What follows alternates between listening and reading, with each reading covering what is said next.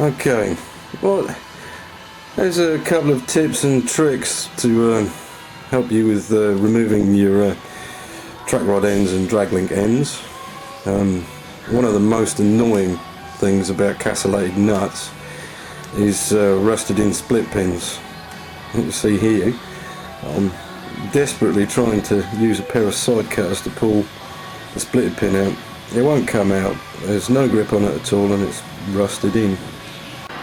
There's a little fitter's trick we use. Hang on, I just knocked the nut out of this socket. Right, that is literally just bang an impact socket on it and then whiz it off. That one I can eventually get the air gun onto the socket. Right, yeah. Oh, there you go, strip straight off. The split pin, what's left of it is still in there. The other trick, alright, is using a large hammer behind your arm. Okay, you see that? That acts as an anvil. That will also help you split the taper quicker. Right, getting back to this one with the awkward split pin. There we go. Bang the socket on. Usually what you want to do when you're splitting a taper off a track rod end is actually not take the nut completely off. So that'll retain it. Okay, now watch this. You can see this, the energy has been transferred more into the steering arm than it is being reflected by all the steering parts and what have you. There you go. I've broken the taper. As I say, the hammer acts as an anvil and reflects some of the energy back, so it's quicker to break the taper. This is usually what we do with trucks, and that saves you weltering away for ages trying to break a taper. There you go. Now, here we go. There's another thing with a taper on it, is anti-roll bar linkage. Alright, it's just to prove here, look, you see the split pin tail, yeah, it's dropped out, right, that's broken. Okay, that leaves me free to split this. Okay, right, now one or two quick whacks with a hammer. I'd be surprised actually that this is solid. You don't need to put a hammer anywhere behind it. There you go. Right, when you've got your ball joint out, bit of lube, either use a drill or a thin punch to remove it. On the passenger side, this front axle of a Discovery 1 is actually quite easy to remove the bolts and nuts. You can get an air gun in there, no problem, because the diff is offset on these axles.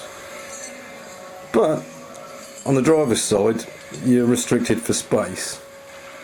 So what I've got here is a little trick, a twin spanner trick. Alright, this is in restricted areas where you can't even get a breaker bar in it.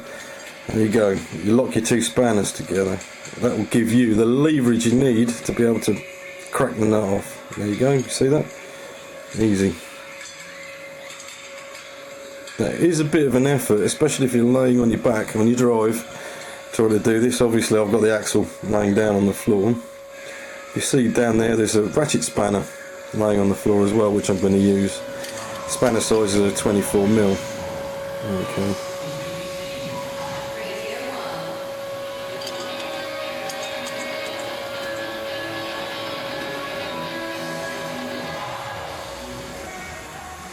And there you go, there's me using the ratchet spanner. It's one of those handy little tricks. Now look, this is how you lock them in. Alright, you can use them in all sorts of situations when needs be. Alright, it's like having a flat breaker bar, if you like.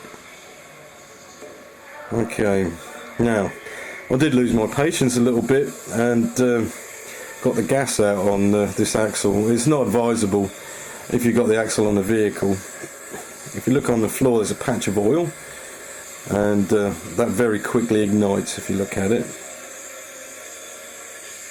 You see that? Now, as I start to cut, what you'll see, alright, is that the rubber bush on the bottom of the shock absorber is actually a light at this point. can imagine what it would be like. You can see all the hot metal on the floor, and that's set the oil alight as well. It would be really messy if you did it on the vehicle. It's not advisable. I'm just showing you this out of interest. Alright, shucks off. Rubber bush is still there burning away. See? That's the downside about using oxyacetylene. That burns everything that's combustible.